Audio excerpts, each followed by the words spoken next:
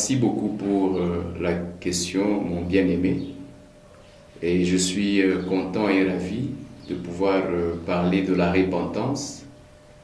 Qu'est-ce que c'est que la repentance? Comment est-ce que nous pouvons nous repentir et pourquoi nous repentir?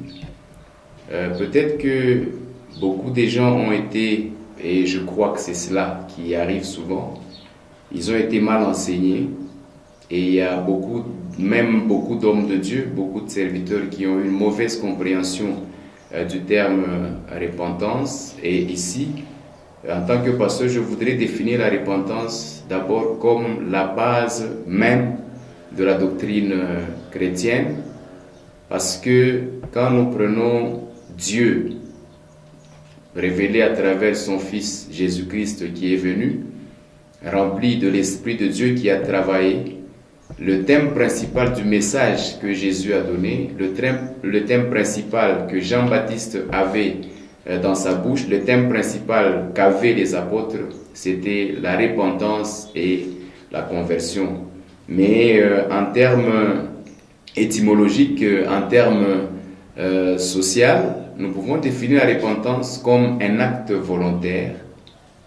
Quelqu'un qui reçoit Jésus-Christ comme Seigneur et Sauveur, qui écoute l'évangile qui a été prêché, qui a reçu une certaine exhortation, un conseil biblique par un ami, par un pasteur, par une personne interposée, et qui consent, qui reconnaît que le chemin sur lequel il se trouvait, c'est un chemin erroné, c'était un chemin de la désobéissance, un chemin qui pouvait le conduire à la mort. C'est la vie de péché qu'il était en train de mener. C'est le mensonge qui dominait sa vie.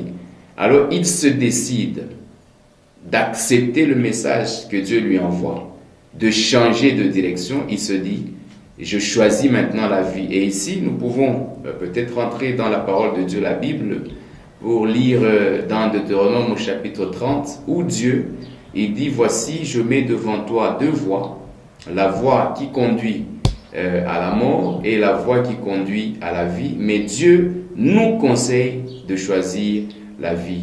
Et c'est lui qui volontairement accepte de choisir la vie de Dieu, d'abandonner la vie de Satan pour aller vers Dieu.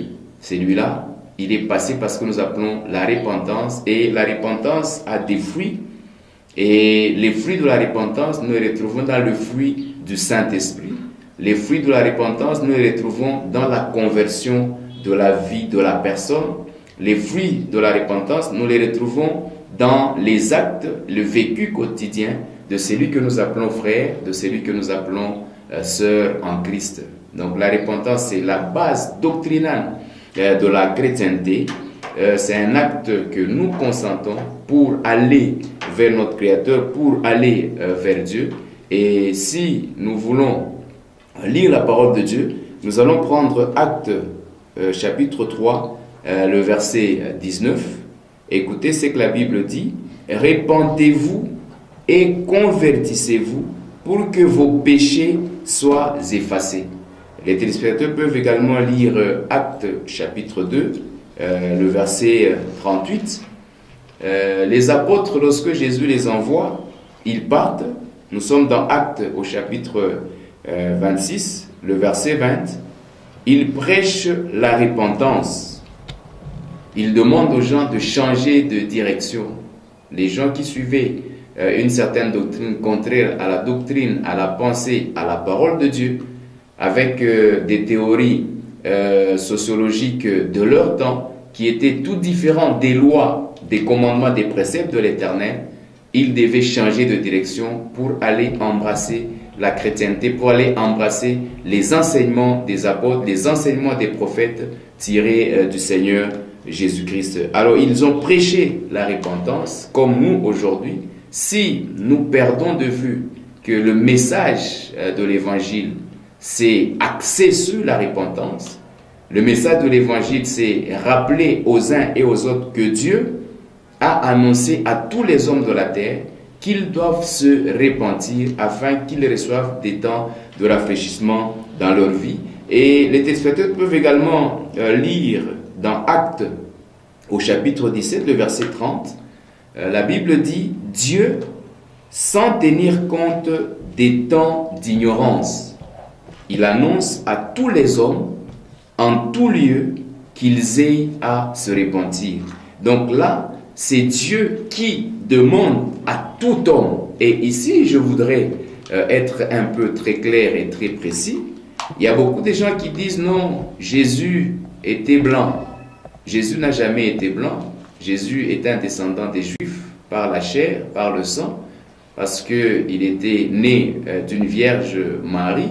Elle n'était pas blanche. Les blancs, on les retrouve en Europe. Jésus est un Asiatique.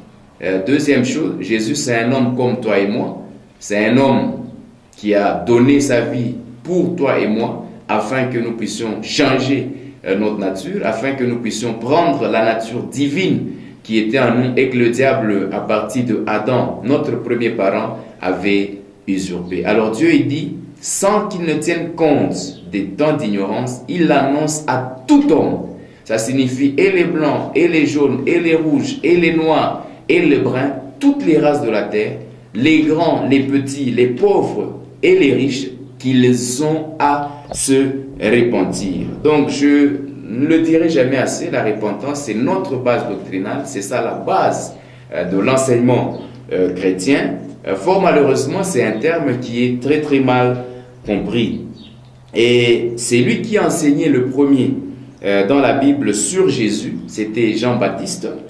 Il a dit ceci, nous sommes dans Matthieu au chapitre 3, nous lisons la parole de Dieu.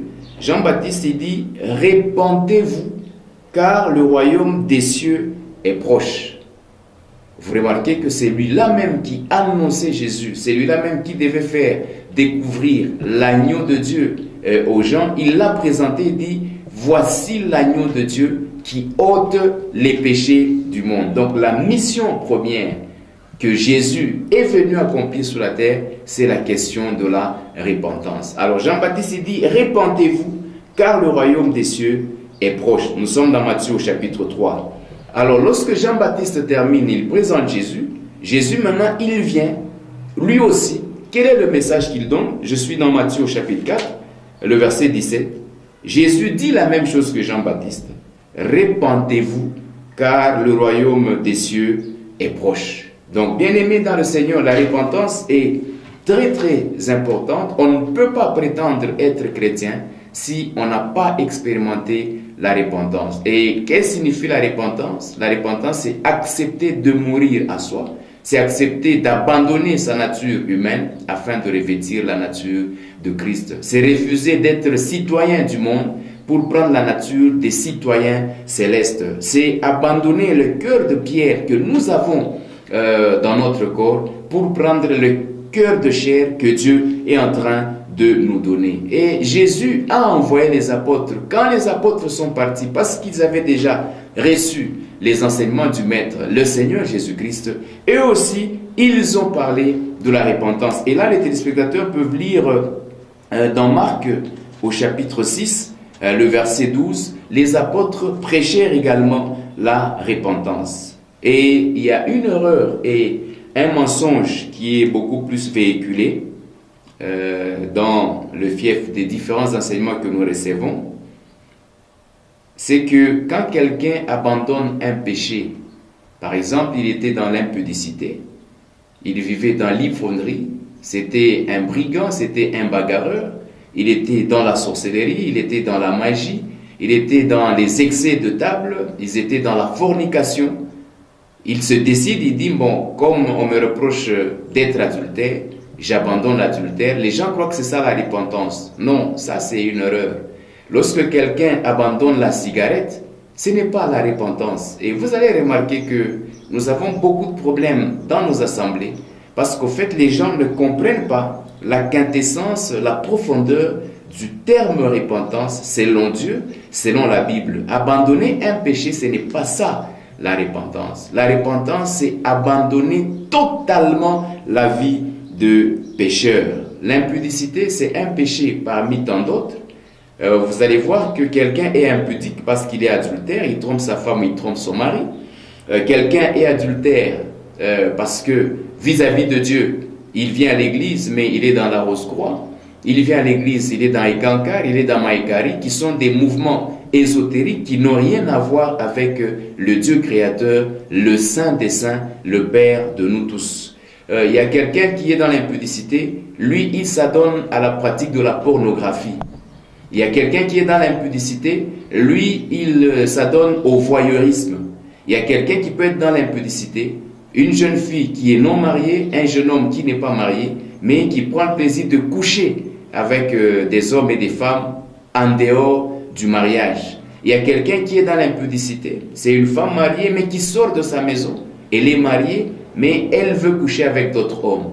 Mais quand quelqu'un qui est dans ce cas-là, il dit non, j'abandonne la pornographie, nous ne pouvons pas parler de la repentance. Et je vais un peu plus loin dans cette émission. Bien entendu, le temps qui nous est imparti est trop limité. Je vais faire la différence qu'il y a entre la confession d'un péché et la repentance d'un homme, la repentance d'une femme pour embrasser la vie de Christ. La repentance, donc, c'est un changement de direction. Nous abandonnons le chemin de la mort, nous prenons le chemin de la vie.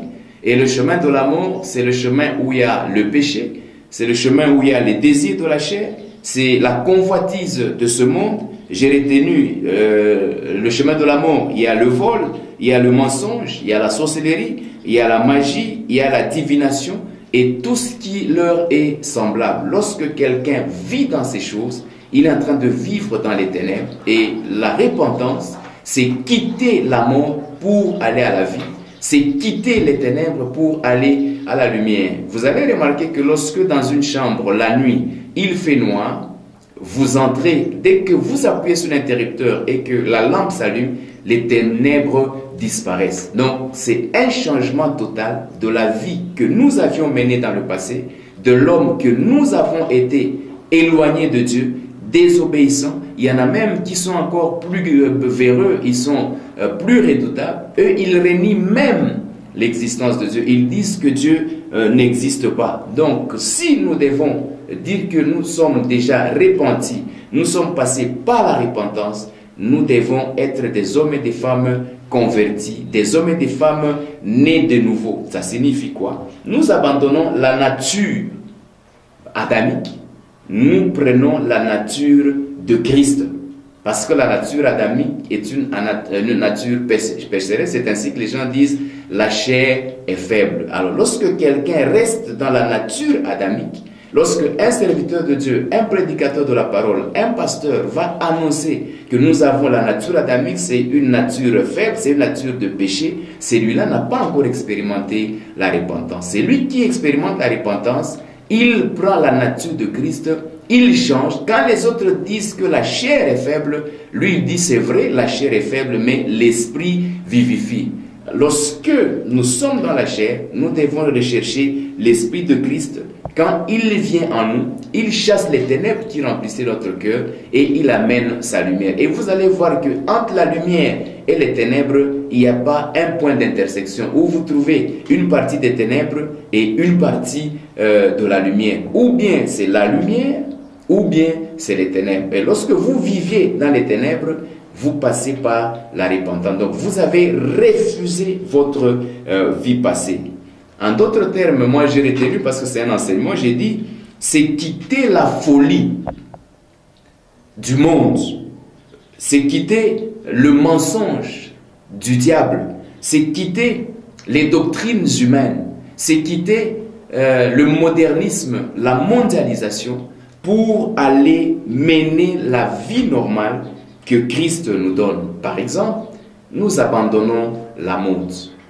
De manière générale. Ainsi, lorsque je vais voir quelqu'un, ma soeur ou mon frère, qui est très mal habillé, un pantalon taille basse ou une petite jupe qui laisse entrevoir les parties intimes de la personne ou les jambes sont extérieures, il ne suffit pas que je lui dise non, ma soeur, tu es mal habillé, mon frère, tu es mal habillé. Si cette personne va aller se changer, on croit que cette personne s'est repentie. Non. Il faudrait que nous présentions Christ à la personne. Quand Christ entre dans la vie de cet homme, l'extérieur va manifester la présence de quelque chose de nouveau dans ses. Et nous allons dire, celui-là, c'est un chrétien, il s'est converti. Ça signifie la repentance commence dans le cœur. La transformation pénètre dans le cœur. Le changement prend naissance dans le cœur de la personne et l'extérieur devient le reflet de ce qu'il y a à l'intérieur. Et nous disons, cet homme a expérimenté la nouvelle naissance. Donc c'est de manière globale, nous nous repentons, c'est par rapport au péché. Et qui doit se repentir? Je vous ai donné un verset, je pourrais peut-être y revenir. Actes chapitre 17, le verset 30. Dieu annonce à tous les hommes, donc tout celui qui est homme, tout celui qui vit sur la terre. Pourquoi il doit se repentir? Il se repent parce que c'est une exigence de Dieu. Dieu n'aime pas la mort du pécheur. Ma soeur, tu as avorté plusieurs fois. Mon frère, tu l'as fait également, tu as fait avorter. Tu as volé, tu as menti. Et lorsque tu as volé, par exemple, toi qui es en train de me suivre, parce que nous parlons de la repentance. La repentance signifie quoi? Tu as volé l'argent de ton patron. Le patron s'est plaint, mais toi, tu as refusé de dire que c'était toi. Ne va pas demander pardon à Dieu. Quelqu'un qui a expérimenté la véritable repentance, il va aller vers son patron. Et là, tu vas supporter les conséquences. Tu peux dire, non, si je vais restituer cet argent, si je vais lui dire que c'est moi qui ai volé, il peut me sanctionner, il peut me renvoyer du service, il peut me faire incarcérer. Mon frère, si tu es chrétien véritablement, tu dois assumer cette responsabilité. Le patron peut t'exclure du travail, mais Dieu aura accepté que tu es véritablement son enfant parce que tu as accepté ce que les autres ne peuvent pas accepter. Lorsque nous lisons, par exemple, Matthieu 4, les apôtres annoncent, Jésus annonce, Jean-Baptiste annonce, les prophètes, quand vous lisez Ésaïe, lorsque vous lisez, par exemple, Habakkuk, vous lisez Malachie, il donne les complaintes de Dieu sur son peuple. Et le Nouveau Testament vient éclairer les gens pour que nous puissions nous repentir. On nous exhorte. Donc nous avons l'exigence, les uns comme les autres, à pouvoir nous repentir afin que nous puissions être en bonne relation avec Dieu. Maintenant, bien aimé, il y a des gens, aujourd'hui ils tombent dans le péché. Demain, il rentre dans le même péché. Après-demain, il revient encore. Bien qu'il n'ait pas là son pasteur, bien qu'il est allé l'annoncer chez un frère, il dit non, soutiens-moi dans la prière, je suis vraiment faible, aujourd'hui encore je suis tombé. Un mois après, il est tombé, une année après, il constate que c'est devenu un cercle vicieux. Est-ce que Dieu peut-il le pardonner? Bien-aimé dans le Seigneur, Dieu ne pardonne pas le péché de celui qui confesse constamment ses péchés. Dieu, la Bible dit, il pardonne aux pécheurs repentants. Ça signifie, je menais une vie d'enfant de Satan, fils du diable, fils du royaume de ce monde. Je vivais comme le monde exigeait, je vivais selon les désirs de mon cœur, mais je constate que j'étais pécheur. Maintenant, je refuse la domination du diable.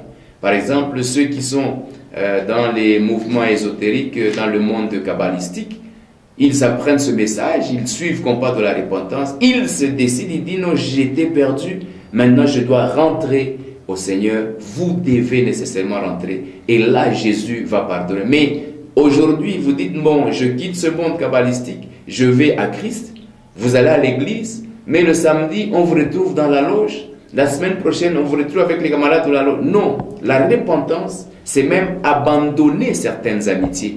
La repentance, c'est même abandonner certains points d'attache. Ici, je vais donner un peu un exemple fort. Lorsque une femme a trompé son mari avec un autre homme, lorsque elle a expérimenté la repentance, elle est tombée dans ce péché-là, parce que le péché n'est plus sa vie.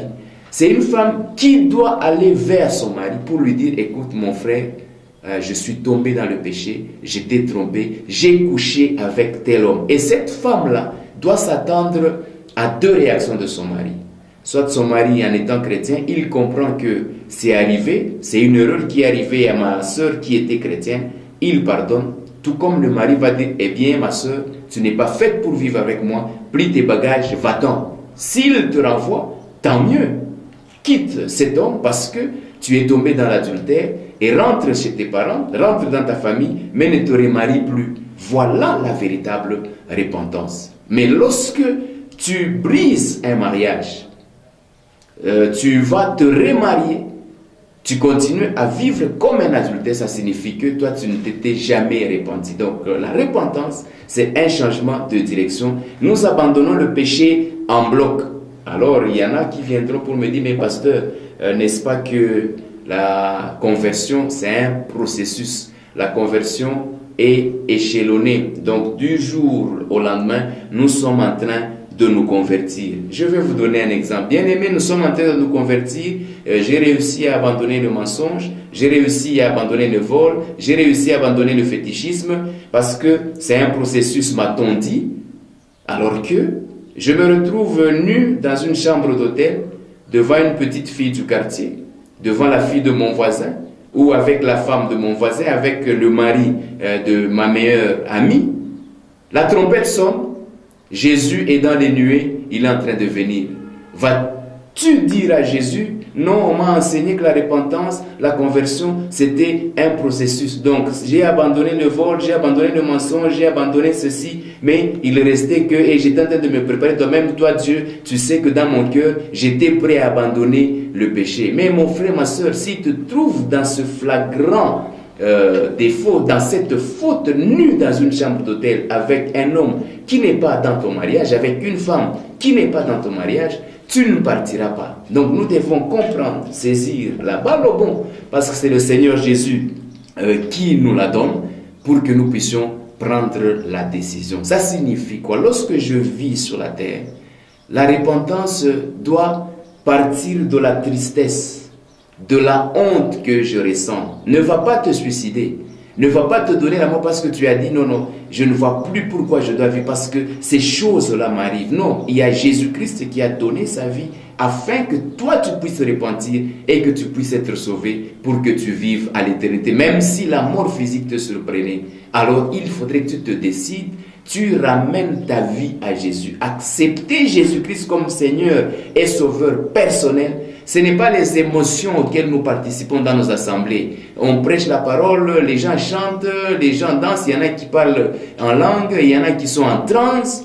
Et puis on dit qui accepte Jésus-Christ comme Seigneur et Sauveur? Quelqu'un lève la main. C'est lui-là même qui a accepté Jésus-Christ comme Seigneur et Sauveur personnel. Mais quand il repart de cette assemblée, il repart de cette convention, de cette conférence, il mène la même vie que celle qu'il avait avant. Non, ce n'est pas ça la repentance. La repentance, ça signifie Satan, allez, au revoir. Toi et moi, il n'y a plus de lien. Toi et moi, il n'y a plus de mariage. Maintenant, je suis avec Jésus-Christ. C'est ça la véritable repentance. Donc, si vous avez volé de l'argent, allez. Si vous avez bien entendu dépensé une grande partie de cet argent, allez. Si vous avez peur d'aller en personne, allez voir votre pasteur. Faut-il aussi que ce pasteur soit un pasteur qui a déjà expérimenté la nouvelle naissance, un pasteur qui est né de nouveau, un pasteur qui marche dans la sainteté, dans la sanctification, qui craint Dieu. Parce que, je vous ai dit, je vais faire la différence entre la repentance et la confession. Malheureusement, le temps qui nous est donné ne nous permettra pas de donner cet enseignement de tout un mois en 20 ou 25 minutes. Alors, choisis la personne chez qui tu peux aller te confesser, qui pourra t'aider à te joindre à Dieu. Il y a des gens qui disent que la Bible, ce sont des histoires. La Bible, c'est un mensonge. Bien-aimé, vous devez également vous repentir par rapport à ça. Croire totalement que le message qui est véhiculé dans la Bible, c'est ça même la vérité. Ici, je peux même vous renvoyer chez les musulmans. Quand vous prenez les Ismaélites, le prophète Mahomet a dit la repentance, il en a aussi parlé, il dit la repentance, c'est l'abandon total de tout mal et la prise de décision de ne plus retourner à ces choses. Si eux, les musulmans, si Mahomet, qui reconnaît l'hégémonie, la seigneurie, la grandeur, la puissance de Jésus, comme Dieu, le seul qui est né, sans qu'il y ait accouplement entre un homme et une femme, à combien plus forte raison, nous qui prétendons être les enfants de Dieu, les fils de la promesse, les descendants d'Isaac. Si les Ismaélites viennent d'Ismaël, nous venons d'Isaac qui avait la promesse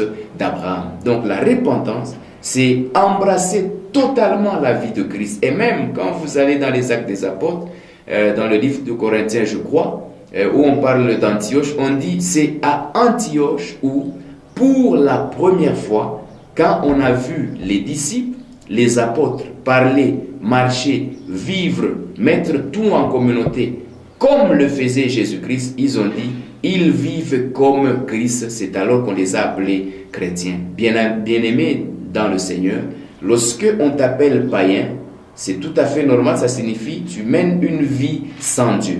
Mais quand tu passes par la repentance, tu entres dans la conversion, en ce moment-là, tu abandonnes la vie du païen, tu vas prendre la vie de Christ. Donc les enseignements des apôtres, les enseignements des prophètes, les serviteurs de Dieu tels que nous sommes en train de te l'annoncer. Il faut passer par cette repentance, prendre une décision. Ici, les militaires peuvent bien comprendre. Quand un militaire, on lui dit, il vient, on lui dit demi-tour, à gauche. Le militaire va se détourner par un demi-tour à gauche. Donc, il donne le dos à sa position première. C'est ça, au fait, la repentance. Lorsque une tomate est dans un jardin, c'est une tomate verte. Les gens n'aiment pas les tomates vertes. Dieu n'aime pas les gens qui vivent dans le péché. Il faut se transformer, devenir une tomate rouge. Ça signifie, la tomate rouge, c'est une tomate qui a mûri. Vous ne pouvez pas retourner cette tomate rouge à l'état de la tomate verte. C'est ça, la repentance. On doit voir un homme nouveau. On doit voir un pasteur désiré, un homme nouveau, différent de l'homme qu'il avait été. Bien-aimé, dans la repentance, il y a un point très important. C'est là que je vais terminer parce qu'il ne me reste que 2 ou 3 minutes. On peut vous accuser, mais qu'on ne vous trouve pas. Vous étiez une prostituée de carrière dans le quartier. Tout le monde sait que vous étiez une prostituée. Avec tout ce que cela amène comme conséquence, avec tout ce que cela amène comme mode de vie. Parce qu'un péché entraîne d'autres péchés. Un démon qui vit dans la vie d'un individu amène aussi d'autres démons. Mais lorsque toi qui étais la prostituée de carrière, lorsque toi qui étais un magicien et un sorcier redouté et connu dans tout le quartier, quand tu donnes ta vie à Christ, les gens vont garder l'ancienne image qu'ils avaient de toi. Que cela ne puisse pas te faire des problèmes. Mais quand Dieu lui regarde ton cœur, qui regarde ton état spirituel, qu'il dise celui-là, c'est réellement mon fils. Donc aujourd'hui, je ne connais pas à quelle heure tu es en train de me suivre, je voudrais t'inviter à passer par la repentance. Qui est concerné? C'est tout le monde qui est concerné. Nous réalisons que nous étions en train de vivre loin de Dieu. Tu réalises que tu es en train de vivre selon les trains de ce monde. Tu es en train de répondre aux désirs de la chair, aux sollicitations de tes camarades. Tu n'avais pas de décision personnelle à prendre pour satisfaire à Dieu. Aujourd'hui, je te prie d'entrer dans cette repentance qui est un changement total de direction. Tu abandonnes la nature mauvaise, méchante, pécheresse, mensongère, désobéissante que tu avais. Tu dis, Seigneur Jésus, viens, je voudrais que tu règnes. Et que quand Jésus vient, chaque fois que tu vas te retrouver dans des conditions qui te menaient au péché par le passé, pendant que tu retrouves, Jésus va te dire, non mon fils, ne touche pas à ça, ne va pas là-bas, ne fais pas ceci. La repentance, ce n'est pas quelqu'un qui viendra te dire, ne fais pas, ne touche pas, ne mange pas, ne va pas là-bas. Toi-même, en toi, Christ vivant en toi, tu vas découvrir que non, ça c'est mauvais, ça c'est bien, je vais le faire. Donc je termine en t'invitant à faire toujours le bien, à aimer le prochain. Et si tu as causé du tort au prochain, tu as fait beaucoup trop de mal, tu es un juge au parquet, un magistrat, un avocat, tu es un médecin gynécologue, tu as abusé de certaines femmes. Et vous qui avez été abusés, vous avez caché ça. La Bible dit, c'est lui qui cache ses transgressions ne progresse pas. Ne cache pas ses transgressions. Il faudrait l'avouer devant un homme de Dieu. Il faudrait l'avouer devant Dieu. Il va prier pour vous et il va vous donner la force de sortir. Vous avez travaillé dans une entreprise, vous avez bloqué les autres. Allez réparer. Demandez pardon à ces hommes-là et puis tournez-vous vers Jésus-Christ. Quel péché peut-il pardonner? Il pardonne tous les péchés. Il n'y a aucun péché que Jésus ne puisse pardonner. Mais quand tu vis continuellement dans le péché, volontairement, là je te renvoie dans Hébreu, tu peux lire Hébreu le chapitre 1er, on dit, si nous péchons volontairement, il n'y a donc plus de sacrifice pour nos péchés. Ça signifie, lorsque tu sais que ça c'est mauvais, tu le fais volontairement, en ce moment-là, tu ne seras pas pardonné. Tout péché peut être pardonné, tout le monde peut être pardonné, et quand tu es pardonné, ne recommence pas. Je m'arrête par là parce qu'on me fait signe qu'il est temps. Que le Seigneur te bénisse, toi qui as suivi ce message, et qu'il bénisse la bonne décision que tu viens de prendre au nom du Seigneur Jésus-Christ. Amen. You are doing the same today.